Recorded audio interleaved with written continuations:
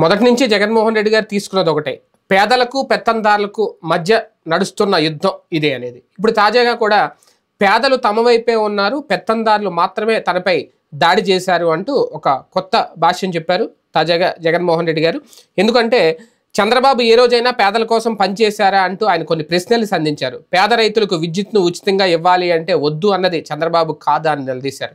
పేదలకు ఏదైనా పథకం ఇవ్వాలంటే కూడా ఆయన అడ్డుపడతారని చెప్పారు. కిలో ₹2 బియ్యాన్ని ఎన్టీఆర్ తీసుకుని వస్తే దాన్ని ₹5.20 చేశారు అంటూ అది పేదల పట్ల బాబుకున్న అసలైన ప్రేమ అంటూ ఎద్దేవా చేశారు. పేదలు బాగుపడతారు అనుకుంటే ప్రత్యేక హోదాను ఏపీకి రాకుండా చేసి పూర్తిగా తాకట్టు పెట్టిన ఘనత చంద్రబాబుదే అంటూ విమర్శించారు. ప్రభుత్వ ఉద్యోగాలు ఎందుకు అని తన ఫిలాసఫీని బయట పెట్టుకున్న వ్యక్తి కూడా చంద్రబాబే అన్నారు. పేదలకు ఇళ్ల పట్టాలు ఇస్తామంటే సామాజిక సమీకరణాలు దెబ్బతింటాయని చెప్పి కోర్టుకు వెళ్ళిన ఘనుడు చంద్రబాబు అంటూ జగన్మోహన్ రెడ్డి గారు ఆవేదన వ్యక్తం చేశారు. అంటే ఇప్పటికీ పేదల కోసం జగన్మోహన్ రెడ్డి గారి ప్రభుత్వం ఏం చేస్తుందో, ఎన్ని పథకాలు ఇస్తున్నారో అందరూ చూస్తున్నారు. కానీ పేదల ఓట్లు కావాలి కానీ వాళ్ళు మాత్రం బాగుపడకూడదు అనేది చంద్రబాబు గారి సిద్ధాంతం. దానికి మేము విరుద్ధం అంటూ జగన్మోహన్ రెడ్డి గారు ఒక సంకేతం అయితే ఇచ్చారు. చంద్రబాబు పేదలకు వ్యతిరేకి అంటూ. అందుకే ఆయన మీద దాడి చేసింది పేదలైతే కాదు, పెత్తందారులే తన మీద దాడి చేశారు. పేదలు ఎప్పుడు తన వైపే ఉన్నారు. పేదల ప్రభుత్వం జగన్మోహన్ రెడ్డి గారి ప్రభుత్వం, పేదల కోసం ఆయన అందిస్తున్న సంక్షేమం